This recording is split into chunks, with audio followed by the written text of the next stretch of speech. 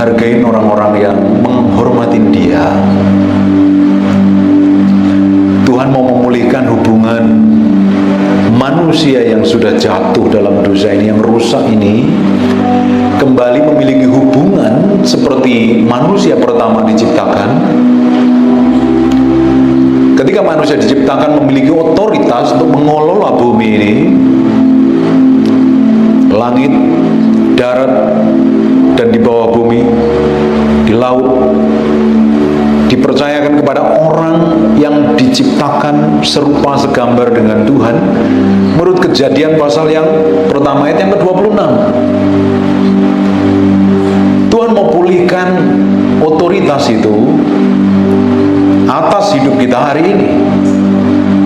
Dan tidak hanya seperti itu, Tuhan mau bawa kita pulih, memiliki hubungan kembali seperti manusia pertama sebelum jatuh dalam dosa. Memiliki hubungan keintiman yang dalam, kenal pribadi Tuhan, bergaul intim dengan Tuhan. Dan apa yang terjadi? Powerful sekali. Sampai manusia jatuh dalam dosa, di Kejadian pasal yang ketiga, hubungannya Tuhan dengan manusia itu rusak, hancur. Bahkan sampai hari ini pun sama. Di Roma 3 ayat 23 mulai, karena semua orang telah berbuat dosa dan kehilangan kemuliaan Allah. Kita semuanya dulu sebelum mengalami kelahiran baru, kita adalah orang yang berdosa. Kita tidak memiliki hubungan dengan Allah. Kelakuan kita busuk, pikiran kita jahat, tindakan kita bertolak belakang dengan firman, dan kita tidak hidup di dalam kemuliaan. Tuhan mau pulihkan. Tuhan mau pulihkan hubungannya. Melalui Yesus Kristus kita mengalami kelahiran baru. Hubungan itu baru dipulihkan. Dan oleh kasih karunia telah dibenarkan dengan cuma-cuma karena penebusan dalam Kristus. Yang dulunya kita berdosa, karena penebusan Kristus kita dibuat menjadi orang yang berbeda, mengalami kelahiran baru. Dan kita mewarisin semua harta di bumi dan di surga karena kita memiliki otoritas itu. Amin. Tidak hanya seperti itu, kita memiliki hubungan yang dekat dengan Tuhan. Dulunya kita jauh sekali, sehingga karena saking jauhnya, coba cari Tuhan di atas gunung, batu besar, pohon-pohon rindang, hutan belantara. Bahkan sampai hari ini orang mencari Tuhan dan mereka tidak ketemu Tuhan. Dan apa yang terjadi? Mereka binasa. Tapi karena Yesus kita diselamatkan, kita mengalami kelahiran baru, hidup kita diubahkan. Sejak itulah proses pemulihan terjadi, pembalikan keadaan terjadi, step by step, step by step. Dan kita bisa nyembah Tuhan. Dulunya kita nggak bisa nyembah Tuhan. Yang kita sembah adalah diri kita sendiri. Ada yang nyembah egonya, nyembah amarahnya, nyembah jabatannya, nyembah pelayanannya kalau hamba Tuhan. Kalau pengusaha nyembah duitnya dan usahanya. Ada yang nyembah istrinya, nyembah suaminya, karena menjadi yang pertama dan terutama. Alkitab katakan kita harus mengasihi Tuhan dengan segenap hati, segenap jiwa, dan segenap kekuatan. Kalau kita sudah menjadikan Tuhan nomor 2, berarti ada yang nomor 1 selain Tuhan. Otomatis kita menjadi penyembah berhala. Apalagi yang dijadikan Tuhan emosi, ego, hawa nafsu, dan keinginan. Sehingga tidak heran orang Kristen bertahun-tahun gereja, rajin ibadah di gereja, bahkan terlibat pelayanan, jadi diaken, jadi majelis, jadi PDT, PDM, PDP, dia apalah namanya, penatua atau apapun, Tuhan, dengan Tuhan tidak pulih, tetap masih pakai manusia lama, hidupnya tidak berkenan di hadapan Tuhan. Tapi kita hari ini adalah orang yang dipulihkan hubungan kita dengan Tuhan. Makanya kita bisa nyembah Tuhan, hati kita fokus sama Tuhan. Amin. Kita bisa merasakan hadiratnya. Amin. In the presence of Jehovah.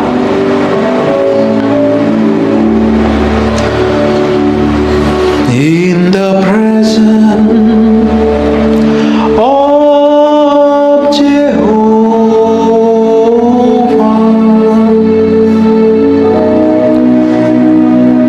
God Almighty,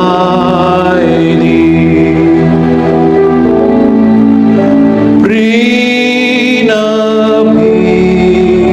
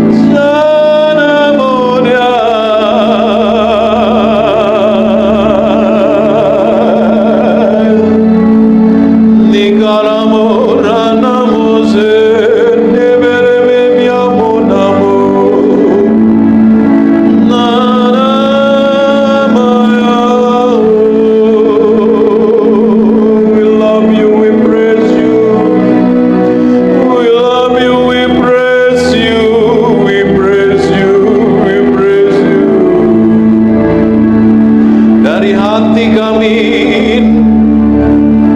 keluar nyanyian yang mengasihi-Mu. Dari hati kami naikkan mazmur yang meninggikan nama-Mu.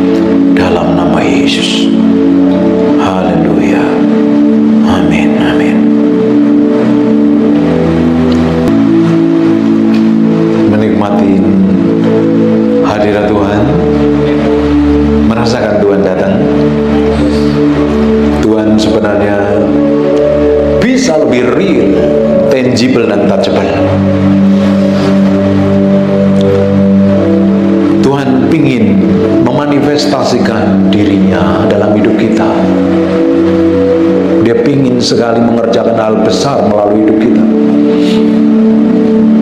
tapi seringkali kita tidak didapatin bisa menjadi orang yang dipercaya, bahkan kita nggak bisa dipercaya sama sekali, bahkan nggak ngerti maunya Tuhan, nggak ngerti caranya Tuhan, dan kecenderungan kita jalan mau kita sendiri, dan ujungnya hidup kita terbentur-bentur dan babak belur. Tapi hari ini kita mau belajar ngikutin berjalan seperti yang Dia mau.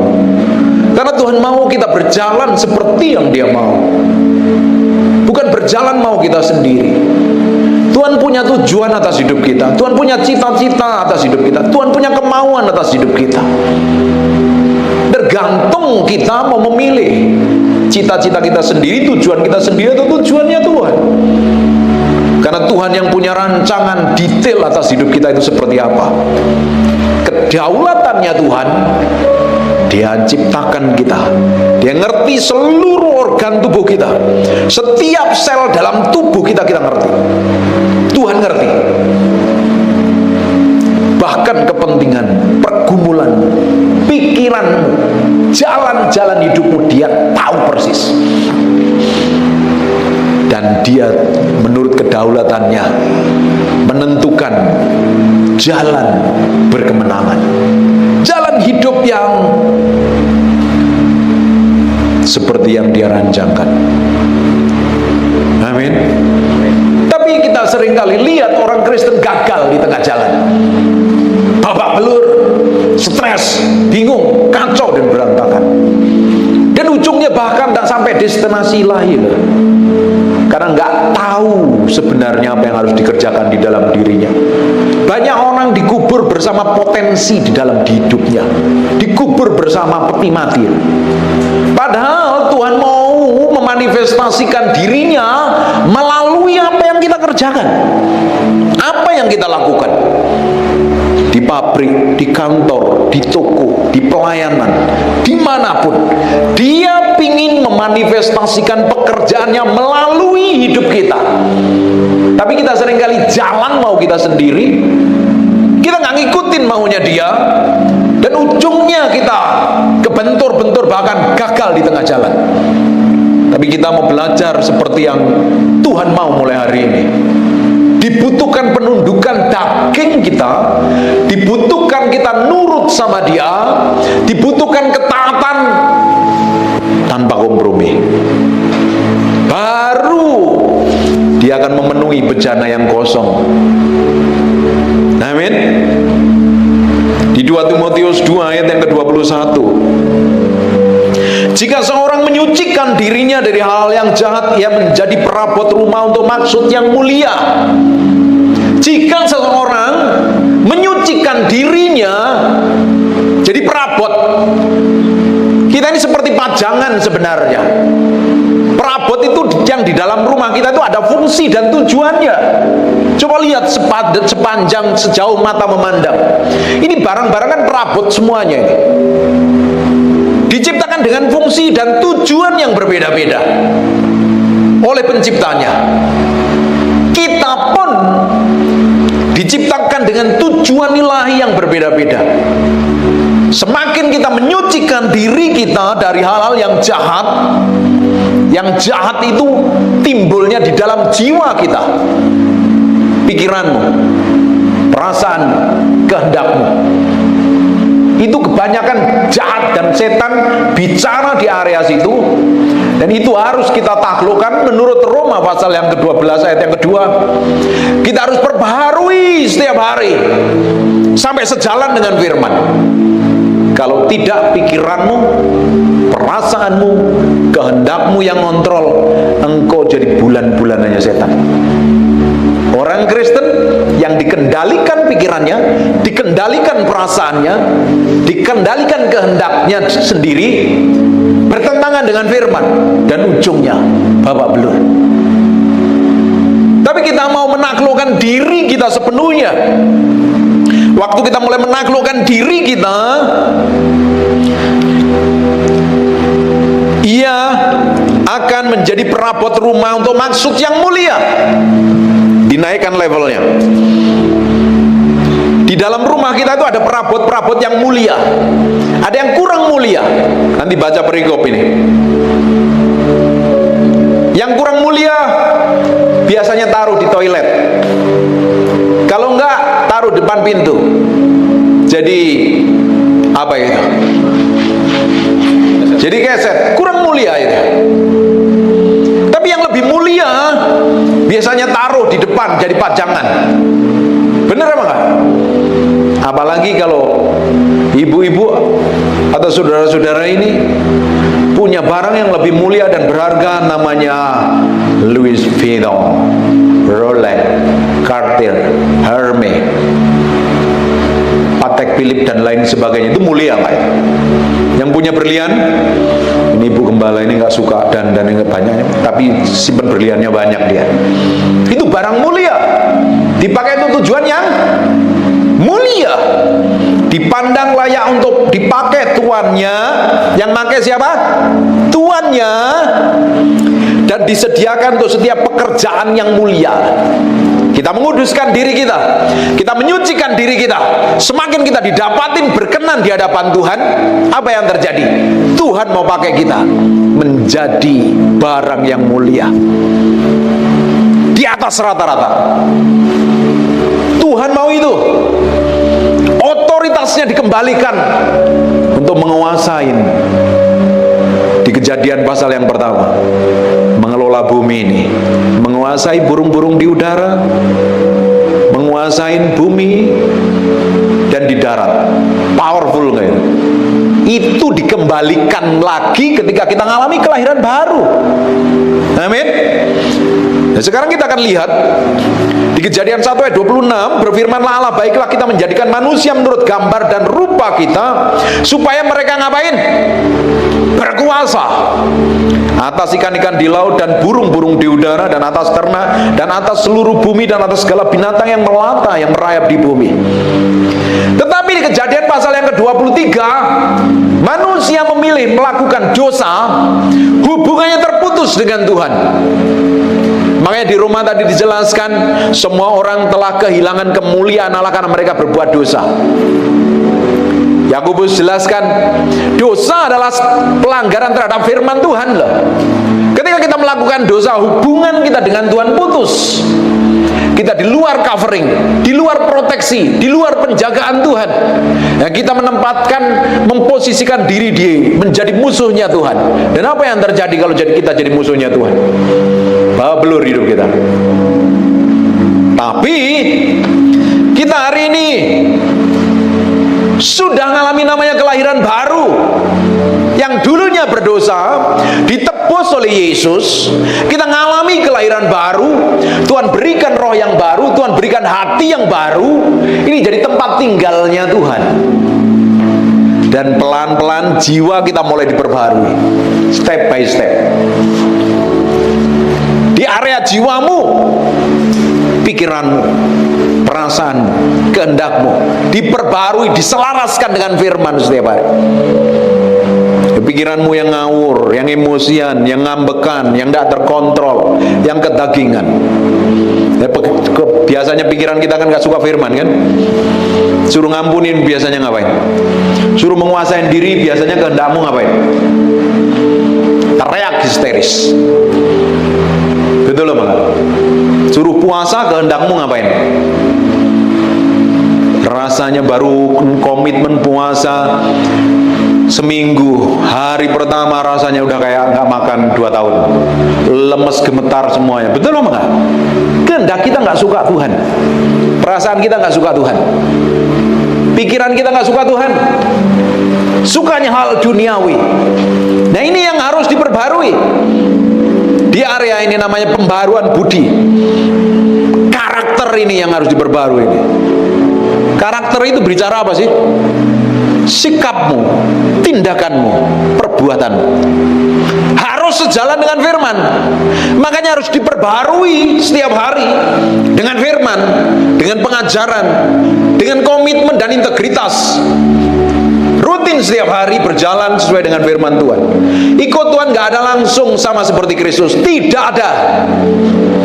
By proses, pernikahan pun by proses, semakin berjalan dengan waktu, semakin ngerti pasangan dan semakin mencintai pasangan. Kok nggak ada yang amin? Amin. Dulu waktu pertama kali nikah, isinya geger, ribut dan berantem, betul apa enggak? Kok Bapak ngomong begitu ya? Kita ngalami, kalau kita nggak ngalami nggak bisa ngomong ini. 6 tahun pernikahan kita isinya apa yang? Ini, apa yang terjadi dengan pernikahan 6 tahun kita? Hal-hal sepele diributin, konyol sekali. Butuh proses, butuh pengenalan. Setelah 6 tahun kita nggak pernah ribut-ribut, hanya sebentar saja, nggak lebih dari 2 menit. Katakan yes. Saya boleh ribut dengan istri saya. Suruh ikutin saya. Saya boleh ribut dengan istri saya atau suami saya, tapi kok nggak ada suaranya ya? Yang ini yang udah nikah dulu nih. Yang belum nikah nanti tak ajarin sesuatu nih. Yang sudah nikah ini kan ada ini 3, 4, 5 orang ini. Berapa orang ini? Nih berapa ini? Itu ya juga main keyboardnya juga udah nikah. Katakan saya boleh ribut dengan pasangan saya, tapi tidak boleh lebih dari 2 menit. Dagingmu teriak loh. Solusinya ngawain? Samperin, I'm sorry. Abot apa? Berat. Kalian yang mau nikah jangan mesra-mesraan terus, kamu mesti ngerti kelemahan kekurangannya. Kamu lihat pasanganmu nih, calon istrimu, calon suamimu yang kelihatan baik, kudus, suci, tak bercacat celah ini. Kalau hari ini jorok, nanti waktu nikah lebih jorok itu. Hari ini berantakan, waktu nikah lebih berantakan lagi. Kamu siap-siap mengalami badai yang seperti itu, dan kamu harus terima keadaannya dengan baik-baik. Yang belum nikah, yang sudah nikah itu paham sekali nih. Terutama ibu-ibu ini pasti paham kalau suaminya sering teledor, kalau naruh, istrinya sudah naruh baju di lemari dirapiin, waktu buru-buru ngambil baju langsung cabut, berantakan semuanya. Yang ketawa tertuduh, yang ngomong ini juga ngalami soalnya, perlu proses semuanya. Suami-suami ngadepin istrinya kok gampang tersinggungan ini apa ini kadang. Nah itu by proses loh. Semakin kita kenal pasangan kita, semakin diubahkan. Yang calon-calon mau nikah ini jangan pacaran terus, ngopi-ngopi terus. Sekali kamu mesti berantem dan tahu bagaimana reaksi kamu mengendalikan dirimu. Sering sekali selisih paham loh. Harus. Supaya kita tahu bisa mengendalikan diri seperti apa. Karena ikut Tuhan itu by proses, lewat permukaan. Kalau enggak, kita enggak kenal Tuhan. Kalau gagal, jalan terus sama Tuhan, enggak usah pusing. Selama hati kita ngejar Tuhan, Tuhan bentuk kok. Tuhan bawa tarik terus kok. Kan by proses pembaruan pikiran itu. Amin. Kita dulu yang baru bertobat rasanya udah kayak di surga, tapi waktu kita ngadepin masalah kan reaksi kita kayak di bumi paling bawah kan. Betul apa enggak? Di gereja angkat tangan, haleluya, puji Tuhan, nangis-nangis, keluar gereja kita bisa marah-marah loh. Di gereja bisa berbahasa 30 km per jam. Keluar gereja bisa maki-maki orang loh. Kok bisa seperti itu? By proses. Selama kita ngejar Tuhan, semakin kita diubahkan ini. Yang di dalam ini diubahkan. Enggak usah putus asa. Gagal ya, jatuh bangun ya. Tuhan aja nggak pernah hakimin kita kok. Tapi justru orang-orang di sekitar kita yang sering hakimin kita. Enggak usah dengerin itu. Amin. Bukankah kita sering kali yang menghakimi adalah orang-orang teman-teman kita yang rohani kebanyakan? Betul apa enggak? Enggak usah dengerin. Ingat Yesus ketemu orang yang ketahuan berzina itu, apakah langsung ditimpukin, bakar aja nih? Yang lain suruh ngelimpukin rem batu loh malahan. Tapi dia santai aja, dia nggak hakimin malahan. Kalian yang mau ngelemparin batu, yang nggak berdosa lempar duluan. Tertuduh semua langsungan. Yang tua banyak dosanya pelan-pelan mengundurkan diri. Yang muda mungkin dosanya belum banyak, yang terakhir dia. Seringkali kita merasa paling benar dan kita seringkali nuding orang kalau mengalami kesalahan. Kita ini sedang diproses. Gereja, pelayanan, pekerjaan Tuhan, persekutuan doa, keluarga adalah tempat di mana kita sedang disempurnakan. Tempat paling baik gitu. Suami istri adalah orang yang paling baik yang dipakai Tuhan menyempurnakan. Katakan amin. Kan kita nggak bisa lari kemana-mana kan? Bagaimana kita bisa menjauh dari istri kita? Bisa nggak ibu-ibu menjauh dari suamimu? Nggak bisa kan? Harus dihadepin kan? Enak nggak? Bahagia kan rasanya ya kan? Enjoy kan? Itu loh caranya Tuhan membuat kita diperbaharui setiap hari. Setiap hari, setiap hari, setiap hari didapatin lagi kelemahan yang ini sudah menang, ada lagi prosesnya yang ini belum menang. Selama Bapak Ibu belum menang, akan ngulang lagi nih. Siapa yang dari pagi biasanya, pernah kan kita ini seringkali seperti berurutan ya. Kalau dari pagi udah marah, itu sampai sore bisa terus gitu. Pernah ngalami nggak? Atau saya aja yang ngalamin ini? Kalian ini punya perasaan apa enggak ini? Hah? Pernah ngalami itu? Tahu nggak kenapa sebenarnya? Itu sedang Tuhan urusin hatimu, tapi lupa kita. Dan kita teriak, dan kita salahin orang lain, padahal kita sedang diajarin Tuhan. Kita gagal tes yang pertama, sejam kemudian muncul, ada aja ini. Terus di jalan ada aja lagi, mulai masuk kantor ada lagi, ketemu orang teleponer ada lagi, terus nggak lulus, diulang. Kai, namanya siapa tadi? Kelai Mira. Waktu dulu sekolah, terus nilaimu jelek, kamu harus ngalamin apa? Remedial kan? Diulang terus kan, sampai bisa dapet kan. Kamu pernah les piano enggak? Kalau salah kamu sih ngapain? Ngulang lagi sampai apa? Sampai bisa kan? Capek nggak kadang? Capek kan? Kamu juga akan ngalami loh. Perjalanan hidup itu kalau gagal akan ngulang terus loh. Masalahnya yang diulang adalah karaktermu yang buruk tadi.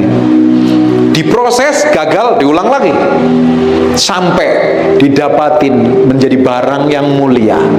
Akhirnya Tuhan lihat ini bisa jadi barang yang mulia, dipajang di depanmu.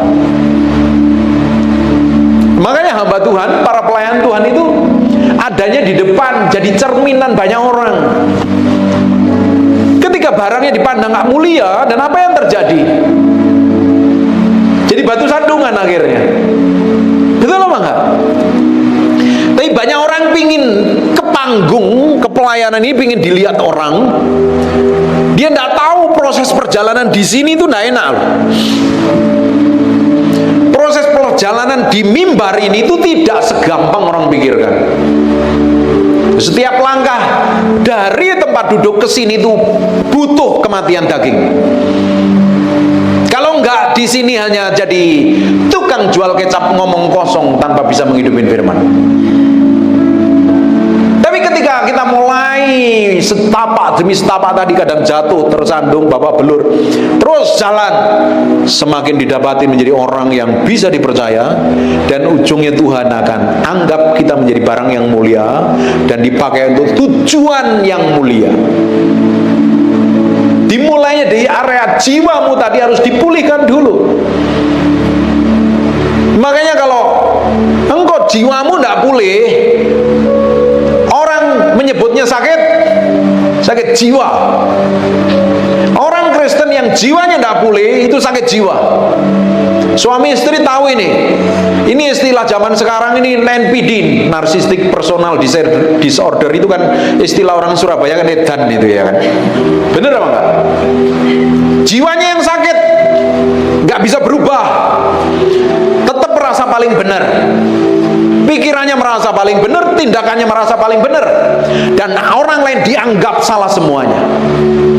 Bayangin, kalau kita ini jadi orang Kristen yang masih sakit di area jiwa kita, di area pikiran kita sakit, kita bisa melihat orang lain dengan kacamata yang buruk loh.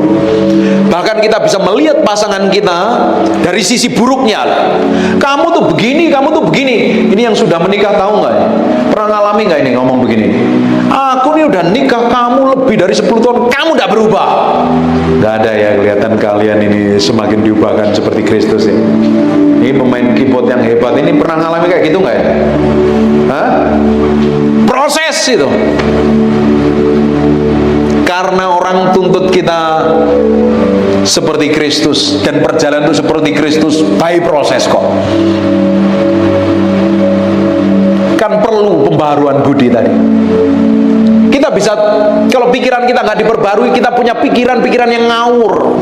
Kita bisa tuding orang lain, kita bisa perkatakan buruk orang lain, bahkan kita bisa ngomongin orang lain.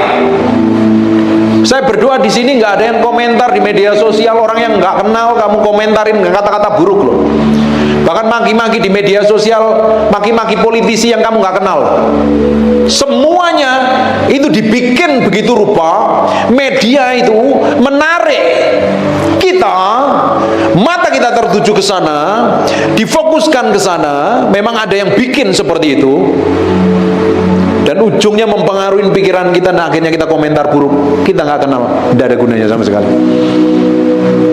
Pikiran kita harus taruh di atas firman. Kita taklukkan sesuai dengan firman. Supaya apa? Kita sejalan dengan Kristus. Amin. Ingat beberapa tahun yang lalu ada orang di media sosial, di YouTube terutama itu, ada trending, hashtag trending keren sekali itu, terkenal sekali itu, Indonesia gelap katanya. Saya dengar begini ya, waktu itu ini mah orang ngomong ngawur. Dan ternyata ngawur beneran kan? Yang tukang bikin hoax-nya ditangkap KPK ya, atau kejaksaan itu. Semuanya diatur begitu rupa loh. Kalau kita nggak bisa menaklukkan pikiran. Istri saya sering sharing-sharing sama saya masalah ini, kok ada berita ini ada berita ini. Jangan terlalu percaya dengan semua media. Kita harus taklukkan pikiran kita, jangan sampai tercemari dengan berita yang difokuskan kepada media. Kita percayain konyol itu, akhirnya kita terbawa itu. Pikiran kita harus sejalan dengan Kristus kok. Akhirnya kita pengaruh seperti itu. Bayangin apa yang terjadi. Kita memiliki ketakutan, kecemasan. Banyak orang dipengaruhi dengan katanya Indonesia gelap. Terang kok sekarang. Wajahnya Bapak Ibu saudara-saudara ini terang semuanya kok. Dari mana Indonesia gelap? Terang dan diberkati Tuhan. Sekalipun ekonomi lagi babak belur, nyatanya kita tetap hidup diberkati Tuhan kan? Gak ada yang kekurangan kan? Gak ada yang lapar kan? Nanti kita ajak makan cipok kalau yang belum makan ya. Artinya Indonesia tetap diberkati kok. Apalagi kita anak-anak Tuhan pasti diberkati. Bagian kita ini menaklukkan di area pikiran kita ini loh. Jangan ikutin cara dunia berpikir. Ide dan gagasannya dunia jangan diikutin. Kita ikutin caranya Kristus berpikir. Diperbarui kehendak kita. Apalagi perasaan kita ini, para ibu-ibu ini, para yang perempuan-perempuan ini, jangan dikendalikan perasaan. Perasaan seringkali menipu, betul apa enggak? Apalagi kalau datang tamu rutin bulanan itu, mukamu seringkali cemberut, ngapain nggak tahu, nggak jelas. Kadang perasaanmu dikendalikan situasi dan keadaan dan kenyataan hidup seringkali. Padahal perasaan kita harusnya dikendalikan oleh janji Tuhan. Karena hidup orang percaya bukan karena melihat, tapi karena percaya atas semua janji Tuhan. Amin. Bisa bayangkan kalau istrimu hidupnya dikuasai dengan perasaannya, sensitif, gampang tersinggungan, melo, gemes ngelihatnya. Ya, karena saya pernah konselingin perempuan yang melo sedikit, gampang tersinggungan dengan suaminya sampai stres loh. Harusnya powerful, kuat, kokoh, teguh. Kayak gembalamu nih, kuat, kokoh, teguh. Womannya punya integritas ini. Lo nggak ada yang amin kalian ya? Ketawa toh, jangan. Kita harus berbeda, memiliki pola pikir yang diperbarui, semakin hari semakin menjadi serupa segambar dengan Tuhan, semakin diubahkan. Semakin kita diubahkan, akhirnya hidup kita ini mencerminkan kemuliaan Tuhan. Amin. Tuhan memenuhi hidup kita, Tuhan tinggal di dalam kita, Dia menyertai kita. Karena kita sudah mengalami kelahiran baru, lama-lama kita diubahkan, lama-lama kita berjalan seperti yang Tuhan mau.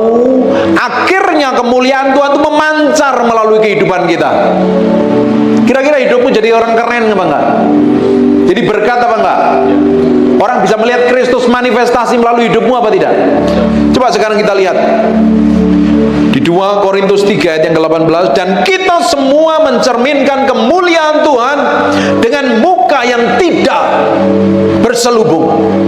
Tuhan mau loh hidup kita ini mencerminkan kemuliaannya, sehingga orang dengan mata kepalanya sendiri bisa melihat kemuliaan itu manifestasi melalui hidup kita, melalui tindakan kita, melalui perkataan kita, melalui perbuatan kita, melalui ide dan gagasan kita.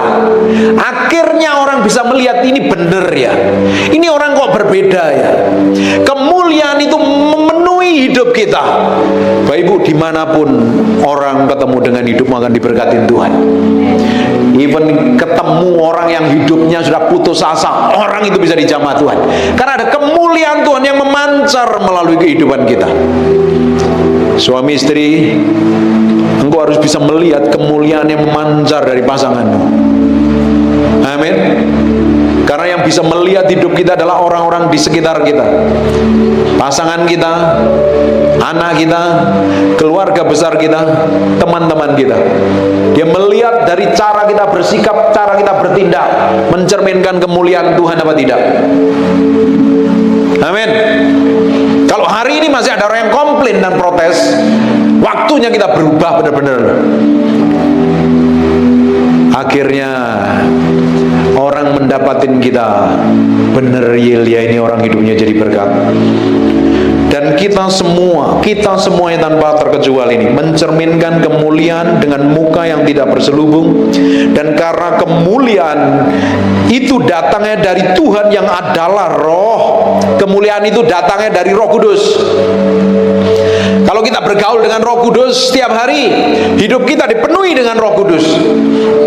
Tapi kalau kamu jadi orang Kristen, nggak punya memiliki hubungan dengan Tuhan, kamu nggak bergaul dengan Roh Kudus, kamu dipenuhi dengan dirimu sendiri, dipenuhi ego, dipenuhi hawa nafsu, dipenuhi keinginan, dipenuhi amarah, dipenuhi dengan cita-citamu sendiri, dipenuhi dengan ambisimu sendiri. Engkau tidak bisa mencerminkan kemuliaan Tuhan lagi. Kamu menjadi orang yang sekalipun rajin ibadah, percaya Yesus, hidupmu tidak pernah kemana-mana. Tuhan mau manifestasi melalui apa saja yang kita kerjakan. Dan Tuhan mau memenuhi kita untuk kita menjadi kepanjangan tangannya, kepanjangan lidah bibirnya. Akhirnya apa? Rencana Tuhan tadi digenapi melalui apa yang kita kerjakan. Orang diberkati melalui apa yang kita kerjakan. Terutama pengkhotbah harus ngalami setiap hari kepenuhan Roh Kudus. Kalau hamba Tuhan dan pengkhotbah dipenuhi dengan dirinya sendiri, yang disampaikan adalah motivasi busuk dan jahat, hanya pingin dilihat orang baik, tapi di dalamnya busuk dan jahat. Kalau para pengusaha ini dipenuhi dengan Roh Tuhan setiap hari, apa yang dikerjakan tanganmu Tuhan berhasil. Engkau diberkati, memberkati karyawanmu. Karyawan yang bekerja dengan kamu diberkati, bisa memberkati anak mereka. Tidak hanya berhenti sampai situ, engkau memberkati bangsa ini. Para suami, engkau mesti kerja keras untuk menghidupi anak istrimu. Para suami tidak boleh malas, harus kerja. Para lelaki harus tanggung jawab, kalian harus kerja sungguh-sungguh. Kau cukupin semua kebutuhan keluargamu, sehingga kamu memanifestasikan pekerjaan jadi terang kemuliaannya. Ini para suami, engkau harus dipenuhi dengan kemuliaan Tuhan. Kalau tidak, kamu akan jadi batu sandungan buat anak istrimu.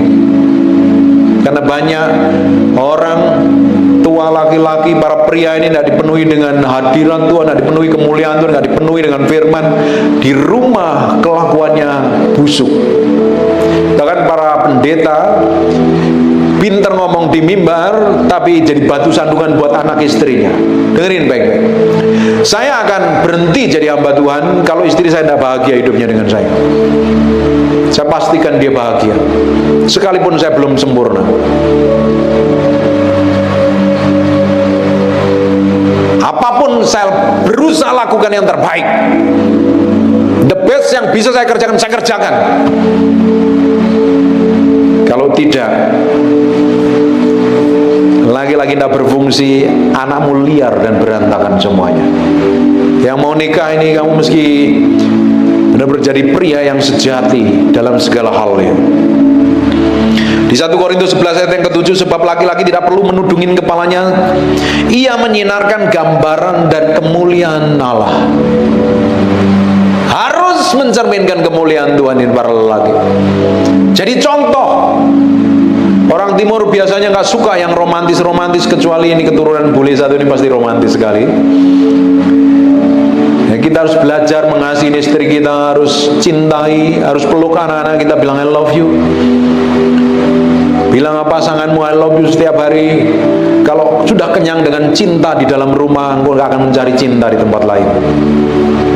Amin. Tapi kalau di rumah tidak penuh cinta, isinya gegeran, berantem, saling gigit, saling cakar, saling telan, akhirnya anak-anaknya liar semuanya dan mereka cari cinta di luaran sana. Dikira dia mencari cinta, dapat cinta, nggak taunya dapat semak duri dan mereka hidup berdarah-darah. Ini laki-laki, engkau harus tahu fungsimu, engkau harus mencerminkan kemuliaan Tuhan. Tetapi perempuan menyinarkan kemuliaannya laki-laki. Amin. Amin bapak-bapak. Katakan amin. Ibu-ibunya harusnya senang ini. Harus tanggung jawab, kerja sungguh-sungguh. Tidak hanya bapak-bapaknya, ibu-ibunya. Ini yang muda-muda ini, kalian yang muda-muda ini, yang muda-muda ini, kalian akan dipercayakan perkara besar ke depannya. Kalian harus pinter, kalian harus lebih jenius. Kembangkan kapasitasmu, belajar terus, siapkan dirimu jadi pemimpin yang besar di masa yang akan datang. Kalau engkau nggak mempersiapkan dirimu, kamu hanya habiskan waktumu begitu saja, engkau nggak akan pernah jadi apa-apa. Karena Tuhan mau pakai orang yang available. Apa arti kata available? Tersedia, siap. Kalau engkau nggak mempersiapkan diri, Tuhan akan cari orang yang lebih siap dan orang tersebut akan dipercayakan. Tes 1, 2, 3. Amin. Persiap sepenuh hatimu, kembangkan kapasitasmu, jangan habiskan waktumu hanya main game, joget-joget di media sosial, tidak ada gunanya sama sekali. Kamu habiskan waktumu berjam-jam scroll media sosial dan kamu anggap dirimu penting, kamu bukan orang penting. Kalian harus habiskan waktumu dengan begitu berguna, karena kita Mazmur, ajar aku Tuhan menghitung hari-hari supaya aku dapat beroleh bijaksana. Tanpa saya sadari beberapa bulan terakhir ini saya mikirin umur saya loh. Sudah 48 tahun. Kalau bisa nelungsungin, apa kata nelungsungin di Surabaya ini? Ganti kulit, saya mau umur 20 tahun loh. Tapi kan nggak bisa. Saya mau pakai waktu saya semakin hari semakin powerful. Saya ini udah umur 48, saya rasa banyak waktu saya yang terbuang loh. Sia-sia. Kan saya nggak pernah tahu umur saya dipercayakan Tuhan berapa lagi. Justru ketika Tuhan taruh di dalam hati saya, memikirkan umur saya mau pakai umur saya setiap hari berguna dan berfungsi. Kalian umur berapa ini? 20 berapa? Kalian umur 20 harus pakai umurmu dengan powerful dan berguna setiap hari loh. Jangan ditipu oleh media sosial. Syukur-syukur kamu bisa cari duit di media sosial. Banyak orang ditipu media sosial loh. Matanya diarahkan ke sana loh. Sampai berjam-jam ditipu oleh game loh. Tanpa sadar dibuang waktunya, dibunuh oleh hal yang sia-sia waktumu. Pakai yang berguna. Pakai waktumu dengan berguna. Kembangkan kapasitasmu. Kamu persiapkan jadi pemimpin yang hebat, jadi penguasa yang hebat, jadi anak Tuhan yang powerful. Nah, suatu hari kalian akan melanjutkan pekerjaan Tuhan di muka bumi ini. Ketika kami ini yang sudah tua dipanggil Tuhan, kalian yang akan melanjutkan pekerjaan Tuhan. Bagaimana kalian bisa dipercayakan Tuhan kalau hari ini nggak bisa dipercaya apa-apa? Pakai waktu yang ada ini. Dan nyatanya kalau kita lihat statistik Indonesia itu paling banyak pengguna media sosial, waktunya dibuang di sana. Kita harus yang mulai perubahan itu, supaya generasi kita bukan menjadi generasi yang babak belur. Amin. Kita sendiri yang berubah. Saya sendiri yang berubah. Saya nggak bisa ngajarin doa kalau saya nggak suka berdoa.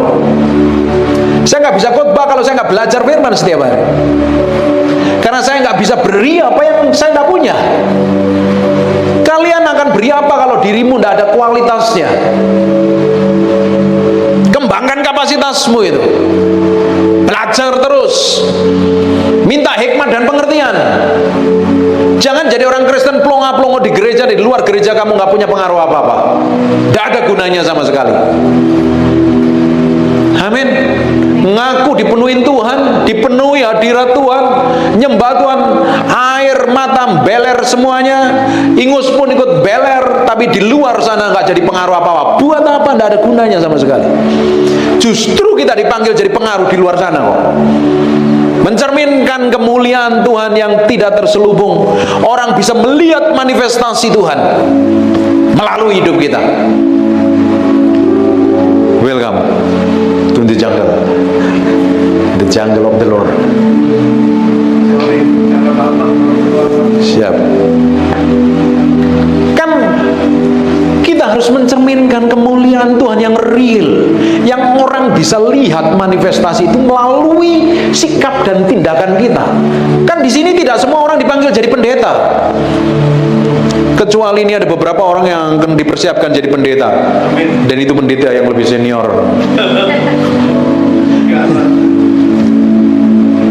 Kalian dipanggil Tuhan, ditempatkan di mana di tempat kalian berada, harus memiliki dampak, dan orang-orang yang tidak kenal Tuhan tadi bisa melihat terang kemuliaan yang memancar melalui hidupmu. Amin. Pembantumu, sopirmu, pegawaimu, temanmu, tetanggamu, partner bisnismu harus bisa melihat terang kemuliaan Tuhan itu. Jangan ngaku dipenuhi Roh Kudus tapi tidak mencerminkan kemuliaan Tuhan. Bisa nyembah sambil diurapin Tuhan, rasanya powerful, tapi kita kalau hanya seperti itu tanpa memberi dampak apa-apa, kamu jadi jagoan di gereja. Tuhan panggil kita bukan jadi jagoan di gereja, jagoan di luar gereja yang mencerminkan terang kemuliaan Tuhan. Amin. Orang melihat sikap dan tindakanmu berbeda. Kalian masih muda, kamu semakin kejar Tuhan, kamu semakin cintai Tuhan, semakin tajam. Jalan Tuhan bersama Tuhan setiap hari, bergaul dengan Tuhan setiap hari. Waktu umur muda-muda begini, kamu nanti seumuran saya, umur 48 tahun, kamu akan melihat jubah pengurapanmu lebih tebal, pengaruhmu lebih tebal, hikmatmu lebih tajam di atas rata-rata. Engkau akan muncul di atas rata-rata karena kuasa Tuhan menyertai hidupmu. Orang yang dipenuhi pribadi Tuhan itu pasti berbeda. Tidak mungkin sama dengan orang dunia. Amin.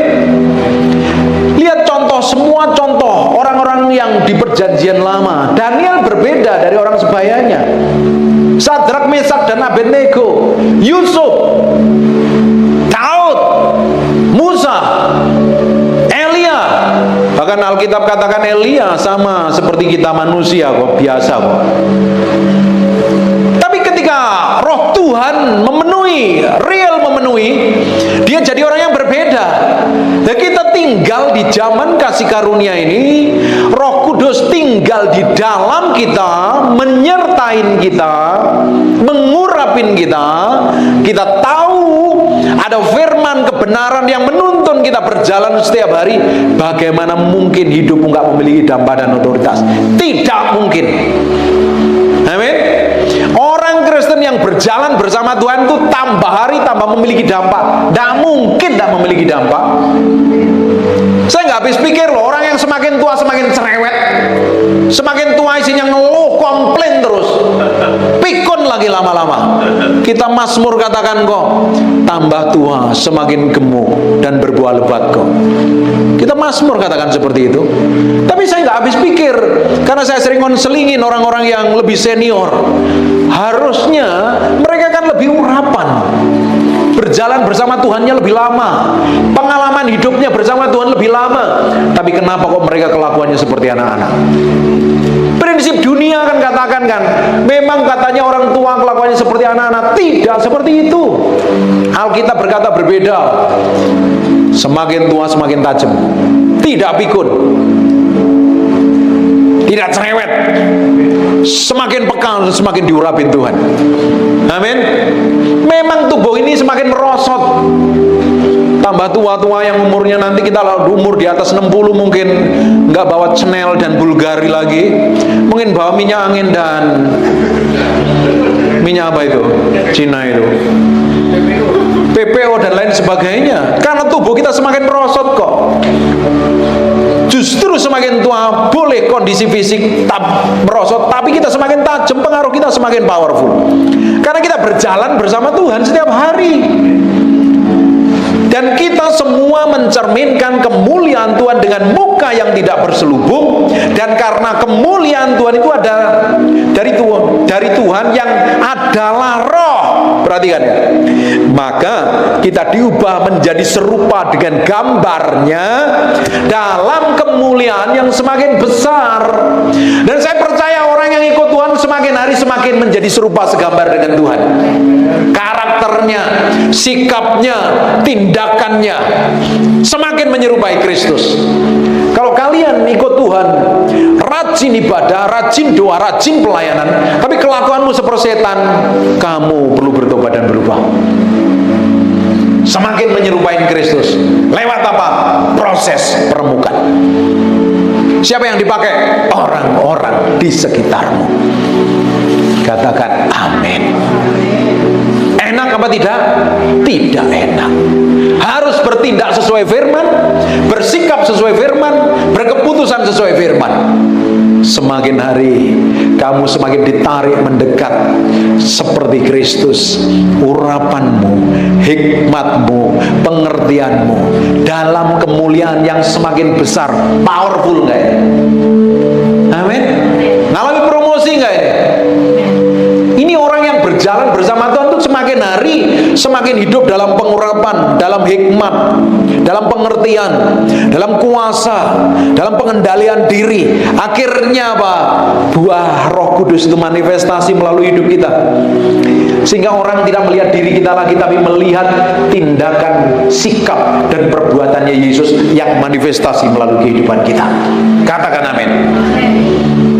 Kalau hari ini yang dilihat dari hidupmu hanya sesuatu yang kedagingan, komplain terus, ngomel terus, gerutu terus, males bukan main, hidup gak jelas, penuh kekhawatiran, penuh kecemasan, kelakuan gak jauh beda dengan orang dunia, ini waktunya berubah benar-benar. Kalau kamu tetap seperti itu, tidak mengalami perubahan hidup, engkau nggak akan bisa melihat kemuliaan Tuhan yang semakin besar. Makanya saya bilang yang muda-muda ini, persiapkan dirimu. Semakin kau mempersiapkan diri dengan tepat, dengan kapasitas yang semakin besar, kau dipercayakan yang semakin besar. Prinsip kerajaan Allah mencari orang yang bisa bertanggung jawab, dipercayakan perkara yang lebih besar. Kapasitasmu harus lebih besar. Memang semua orang bisa dipakai Tuhan. Kalau engkau ingin kapasitas yang besar, engkau menyediakan dirimu menjadi wadah yang besar. Petrus Petrus dan Paulus dua-duanya dipakai Tuhan luar biasa, diurapin Tuhan luar biasa, tapi pengaruhnya berbeda. Petrus orang yang tidak terdidik, nelayan, dipakai Tuhan, iya. Diurapin Tuhan, iya. Pengaruhnya nggak sebesar Paulus, orang yang terdidik, cerdas. Bahkan Paulus dipercayakan nulis 3/4 perjanjian baru. Tuhan melihat orang-orang yang available, bisa dipercaya, tanggung jawab dalam segala hal. Jangan pinter dapat penglihatan, dapat tubuatan, dapat pernyataan rohani, tapi kalian gak skillful. Dikit-dikit melihat, dikit-dikit dengar suara Tuhan, tapi kerja gak becus, gak ada tanggung jawabnya. Apakah jadi berkat? Saya ceritakan, ada teman pengusaha di Jakarta itu dekat dengan kami, sharing-sharing. Ketika dia baru mau pindah, dia beli penthouse, suruh salah satu karyawannya untuk data barang di apartemen itu, karena banyak galon, banyak barang apa, karena ada tukang yang banyak. Nggak taunya bukan dikerjain, nggak ada tanggung jawabnya sama sekali, nggak bisa dipercaya sama sekali. Justru waktu ditanyain malah ngomong sama si bosnya ini, dia bilang, saya melihat setan dalam lukisan itu. Bayangin, suruh kerja nggak becus, nggak ada tanggung jawabnya, tapi balas sering melihat setan, kan nggak jelas seperti ini. Banyak orang Kristen kan seperti itu, ngejar perkara rohani tapi gak skillful. Amin. Kita harus jadi orang yang bisa dipercaya, ditempatkan dimanapun kita menjadi orang yang bisa dipercaya. Amin. Kalau engkau bisa dipercaya dan tanggung jawab, punya kapasitas yang lebih besar, jatahmu lebih besar. Ada orang yang dipercayakan 5, dikembangkan jadi 10. Yang satu nggak diapa-apain, yang satu suruh kasih yang punya 5. Karena orang nggak bisa dipercaya, akhirnya nggak dapatkan apa-apa.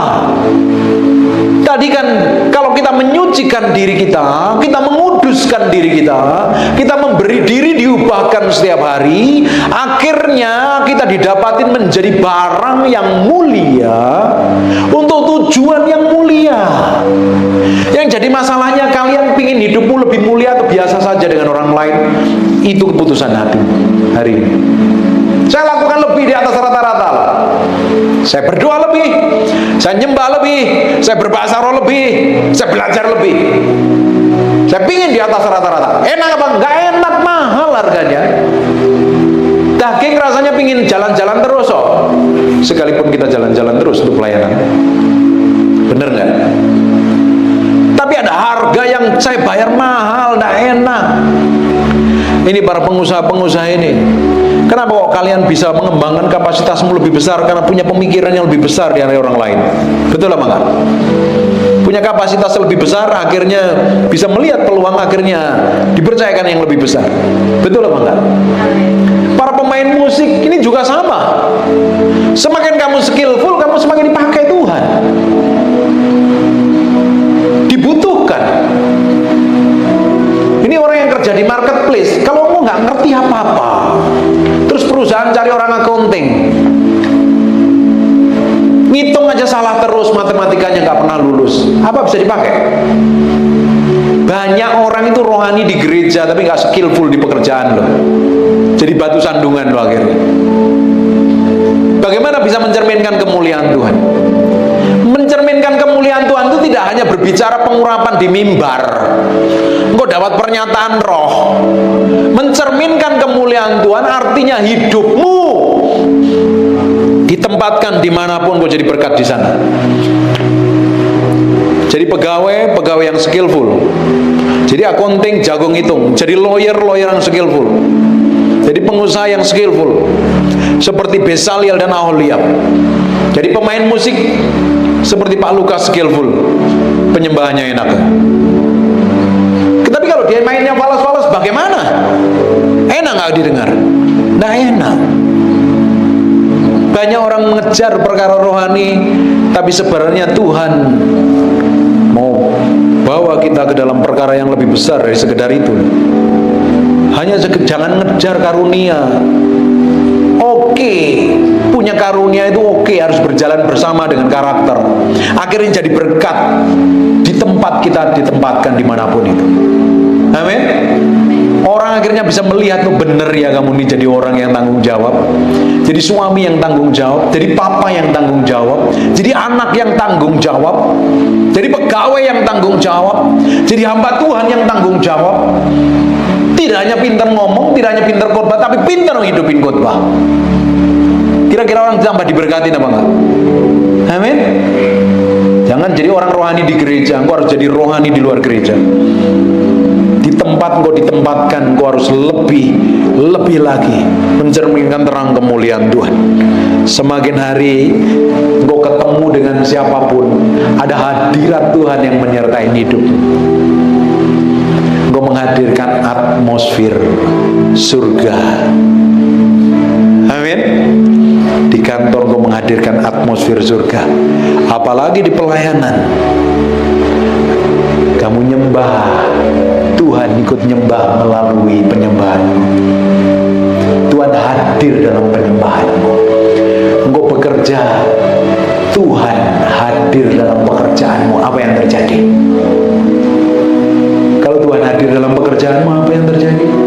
Seperti Yusuf ditempatkan dimanapun Tuhan buat berhasil. Kamu main Bitcoin pun kamu punya hikmat kapan membeli, kapan menjual. Main saham, main musik, bikin kue pun kuemu tidak hanya sekedar, tapi waktu orang makan, ini kok enak sekali, skillful, jadi berkat. Amin.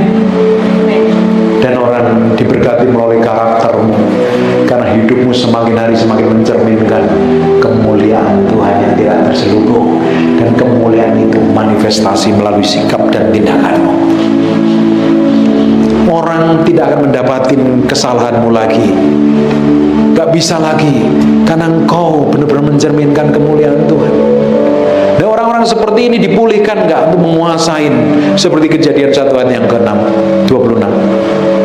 Tuhan mau pulihkan itu loh. Kemuliaan yang hilang tadi mau dipulihkan. Otoritas yang sudah dicuri iblis mau dipulihkan kepada orang percaya.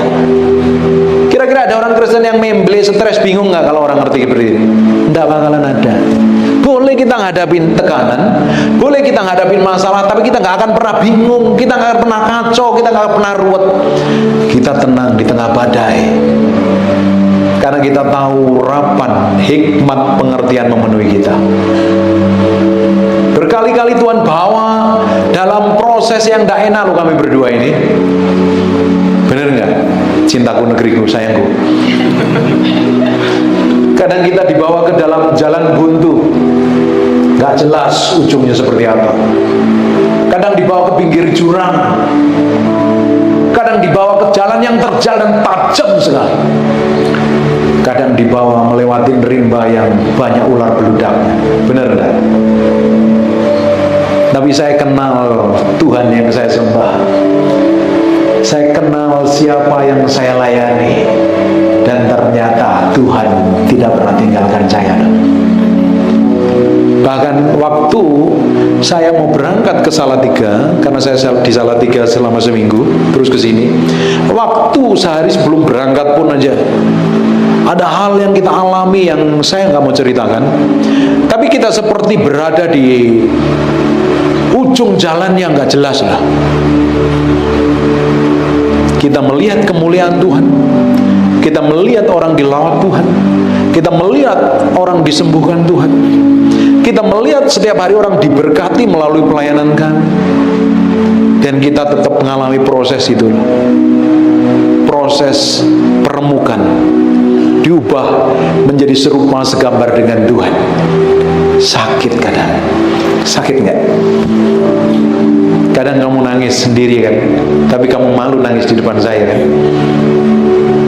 Apalagi saya sebagai laki-laki yang gagah perkasa ini, saya tidak akan pernah menunjukkan air mata saya karena mengalami masalah. Saya percaya Tuhan menyertai saya kok. Memang ikut Tuhan harus ngalamin itu kok, supaya kita mengalami proses itu. Yang muda-muda kalian harus mengalami permukaan itu, supaya kalian mengalami perjalanan bersama Tuhan, karaktermu terbukti. Kalau engkau karaktermu nggak terbukti, engkau nggak bisa dipercayakan apa-apa. Kamu mau bersaksi apa? Karena kamu nggak punya perjalanan bersama Tuhan. Justru karena perjalanan tadi, saya punya kesaksian berjalan bersama Tuhan. Dan kesaksian saya mengubahkan banyak orang. Waktu jalaninya ngapain? Sakit rasanya, jerit rasanya, tapi saya nggak pernah cerita sama siapapun.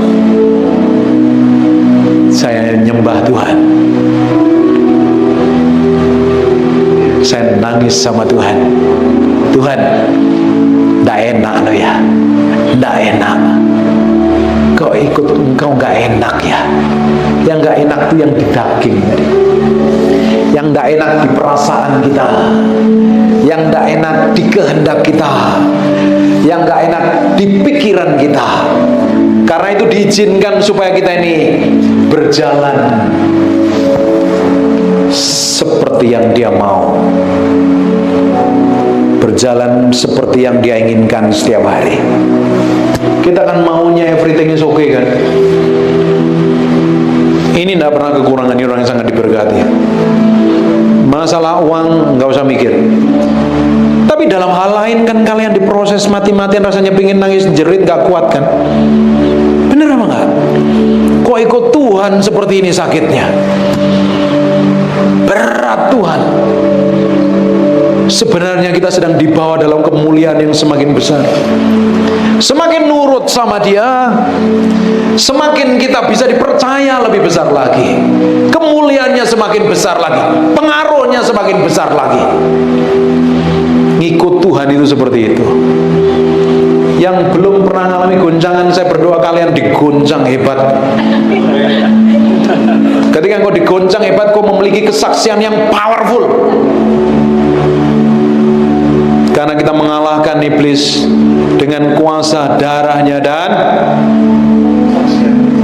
kesaksian. Kamu mau nyaksikan apa kalau kamu nggak ngalamin proses itu? Alami dulu. Kamu akan melihat kemuliaan Tuhan yang powerful. Kamu nggak ngomong apa-apa, orang dekat dengan kamu bisa merasakan hadiratnya karena kamu mencerminkan terang kemuliaan Tuhan melalui apa yang kamu kerjakan. Kan Alkitab katakan ini kan, dan kita semua mencerminkan kemuliaan Tuhan dengan muka yang tidak berselubung. Mata kepalamu akan melihat, mata kepala orang lain bisa melihat kemuliaan Tuhan secara nyata melalui hidup kita. Dan karena kemuliaan itu datangnya dari Tuhan yang adalah Roh, maka kita diubah menjadi serupa dengan gambarnya dalam kemuliaan yang semakin besar. Karakter kita diubah, pikiran kita diubah, tindakan kita diubah. Semakin kita menjadi serupa segambar dengan Tuhan, itu tujuannya dulu. Karena di Kejadian pasal yang pertama kita diciptakan serupa segambar dengan Allah. Waktu di Kejadian pasal yang ketiga, gambar dan rupa Allah kita rusak karena dosa. Makanya Yesus datang ke bumi mengampuni dosa kita. Nah, kita mengalami kelahiran baru. Sejak itu kita mulai diubahkan. Semakin kita nurut sama Dia, kita semakin menyerupai di Kejadian pasal yang pertama ayat yang ke-26. Semakin kita nurut sama Dia, semakin serupa segambar dengan Tuhan.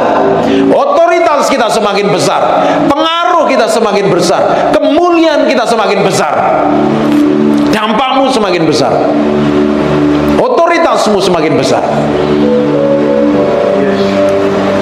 Tidak mungkin orang Kristen itu nggak ngalami pertumbuhan secara rohani. Tidak mungkin orang Kristen nggak punya pengaruh.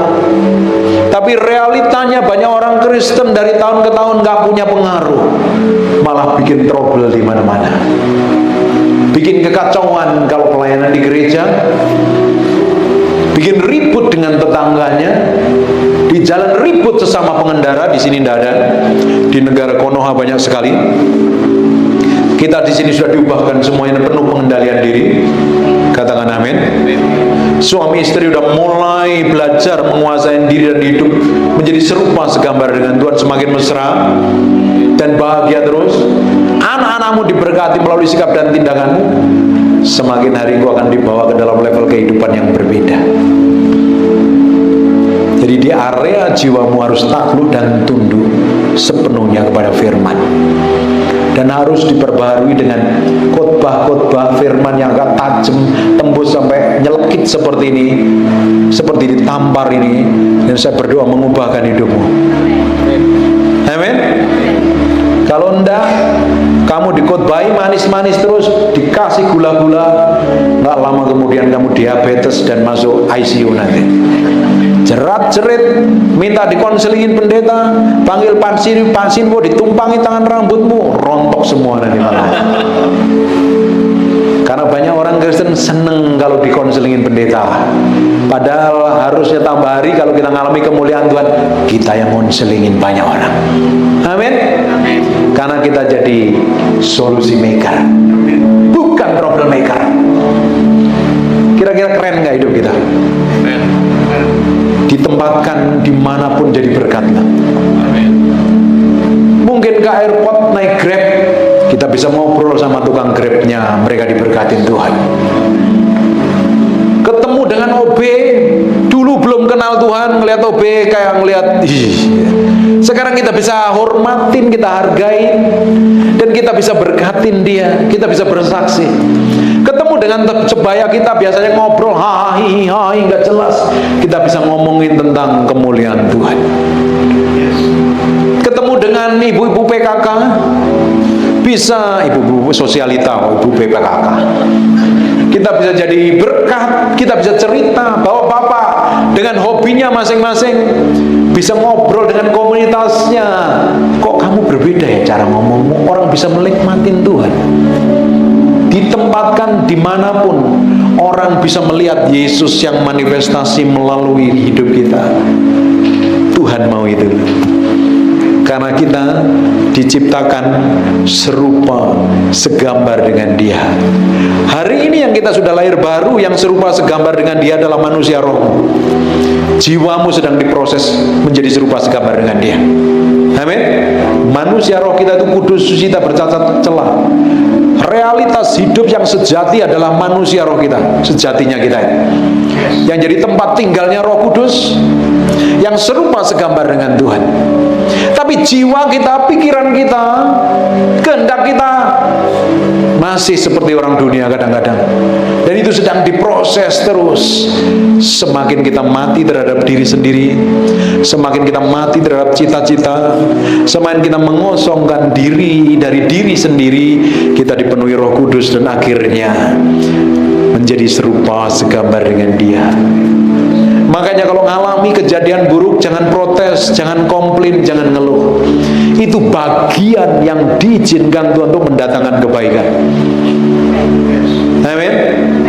Segala sesuatu diizinkan Tuhan untuk mendatangkan kebaikan, dan segala sesuatu biasanya tidak enak. Kita kan maunya yang enak-enak terus kan? Bener apa enggak? Ternyata yang tidak enak tadi akhirnya mengeluarkan sesuatu yang tidak berkenan di dalam diri kita ini untuk dicabut sampai ke akar-akarnya. Siapa yang pernah kena duri? Ini main di mall, mana pernah kena duri? Kalau ke kebun ya kena duri. Kalau di mall kena duri ikan, ya bisa ya kena duri ikan ya, di apa itu? Suci ya, makan ikan ya kena duri. Itu waktu dicabut sakit nggak kadang? Sakit. Nah, sesuatu yang tidak berkenan itu di dalam diri kita itu harus dicabut supaya kita menjadi barang yang mulia. Nah, waktu dicabut tadi banyak orang tidak suka. Kan banyak orang dikuasai masa lalunya kan, seperti berjalan dalam duri kan. Kalau Bapak Ibu kakimu kena duri, apa yang terjadi? Pincang nggak? Enak nggak jalannya? Waktu harusnya kamu jalan 1 kilo ditempuh hanya berapa menit, kamu bisa 1 jam loh, karena pincang-pincang. Kadang orang lebih suka dengan duri yang di dalam dirinya, dengan lukanya, dengan masa lalunya, dengan traumanya, dengan sikap dagingnya, dengan keinginannya. Dia nyaman itu. Karena banyak orang lihat masa lalunya dibanding lihat masa depan. Tapi Tuhan gak lihat masa lalu, Tuhan lihat masa depan. Karena Tuhan selalu menyediakan yang terbaik di depan. Ya, masa lalu tadi harus dirubah, dibuang, dibereskan untuk bisa melihat ke depan. Kelakuanmu yang buruk harus dibuang. Makanya Alkitab katakan kita harus kenakan manusia baru dan menanggalkan manusia yang lama. Manusia yang lama tadi harus ditanggalkan. Kadang harus dipaksa. Kalian kan suka pakai baju baru kan? Bermerek lebih suka. Betul apa enggak? Ada nggak di sini ke mall bajunya yang lama nggak dicopot pakai baju yang baru? Nggak ada toh? Kalau orang seperti itu disebutnya apa itu? Orang gila itu disebutnya. Nah, kita seringkali jadi orang Kristen pakai manusia lama, terus coba kenakan manusia baru, nggak bisa. Manusia lamanya harus ditanggalkan dan kita kenakan manusia baru. Karena kita ngeyel masih tetap mengenakan manusia lama, makanya Tuhan harus paksa. Lebih baik kita nurut sama Tuhan daripada dipaksa. Kadang lewat teguran, lewat nasihat, dablek ngeyel, akhirnya Tuhan turun tangan, kita lebih babak belur loh. Bener apa enggak?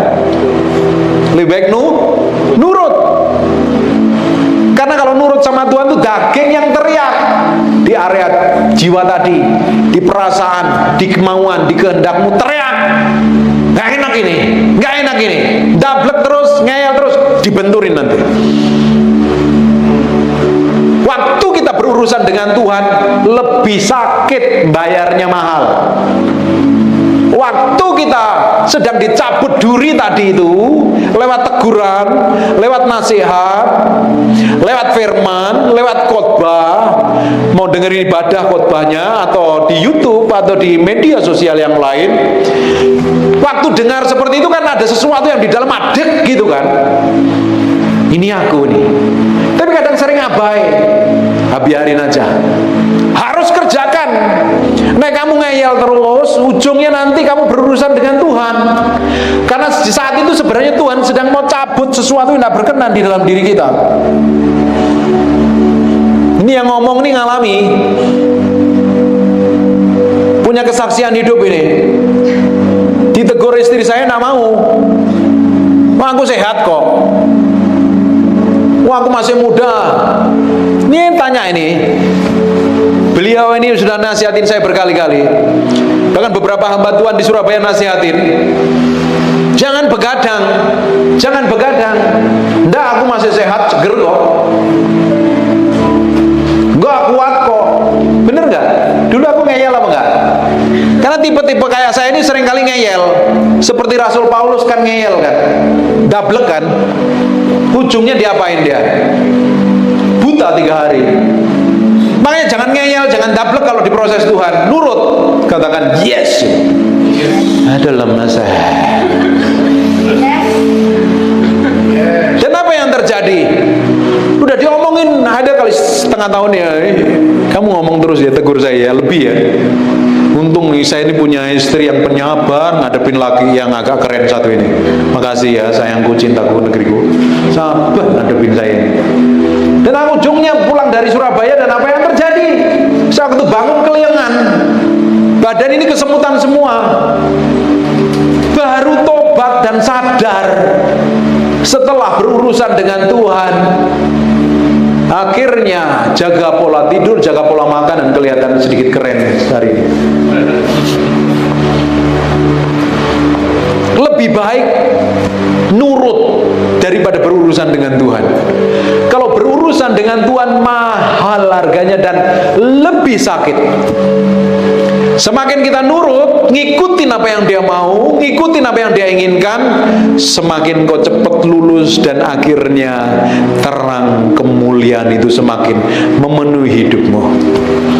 Saya mau tanya ini, yang sudah nikah ini, pernah kan kalian ribut dalam satu hal yang gak cocok? Atau kalian ini mesra terus? Kelihatannya gak pernah ribut ya? Hah?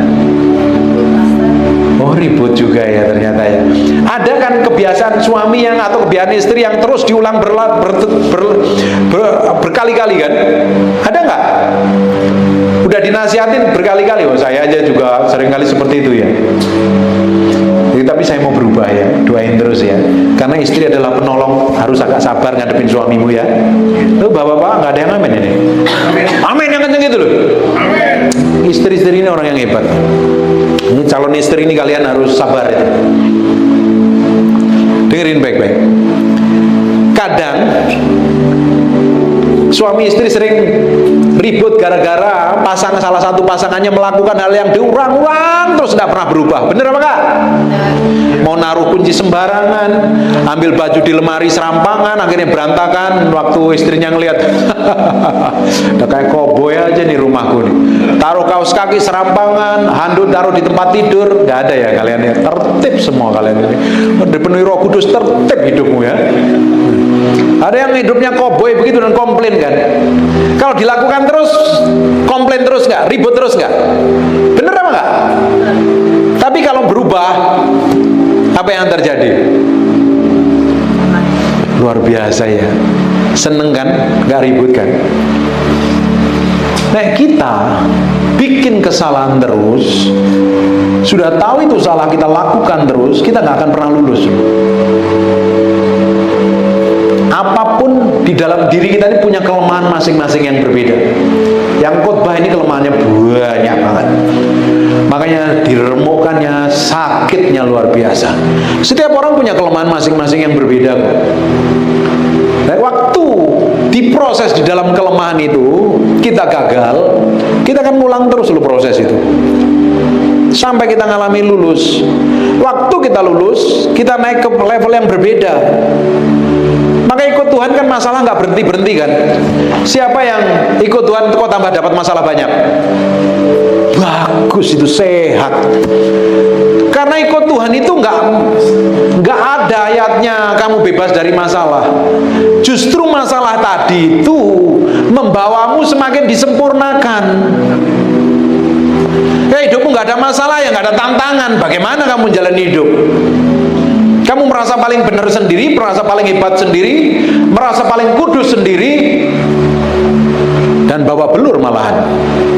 Justru ikut Tuhan harus ngadepin masalah. Masalah tadi bagian yang diizinkan Tuhan memproses kita, membawa kita semakin menjadi serupa, segambar dengan Dia. Selama respon kita benar loh. Responmu salah, kamu ngulang lagi. Kamu ngadepin masalah, responmu salah, kamu nggak lulus ujian, kamu ngulang lagi. Sampai kapan? Sampai lulus. Itu sekolahnya Tuhan. Itu sekolahnya Roh Kudus. Makanya karakter kita, kalau kita semakin ngikut Tuhan, semakin diperbarui, semakin berubah. Amin. Kamu jadi orang yang berbeda. Kamu jadi orang yang jadi berkat bagi banyak orang. Kamu jadi orang yang bisa mencerminkan kemuliaan Tuhan. Urapanmu bertambah, hikmatmu bertambah, otomatis berkatmu bertambah. Kalian yang muda-muda ini kembangkan kapasitasmu semakin besar. Belajar dari Bezalel dan Aholiab. Orang yang skillful, punya keahlian khusus, diurapin Tuhan dari apa yang dikerjakan tangannya Tuhan buat berhasil. Kalau kamu nggak skillful, kamu nggak punya apa-apa yang bisa dikerjakan. Clay Mira, kamu harus skillful dalam segala hal. Yang muda-muda yang di bawah 30 tahun, kalian harus skillful.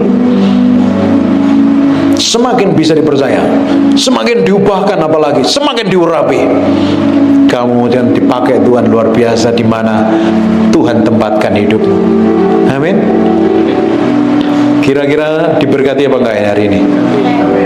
Makan sesuatu yang diberkati, batuk dulu. Saya melihat orang yang diberkati Tuhan. Ini firman agak Dan saya berdoa ini akan mengubahkan hatimu. Saya akan selesai.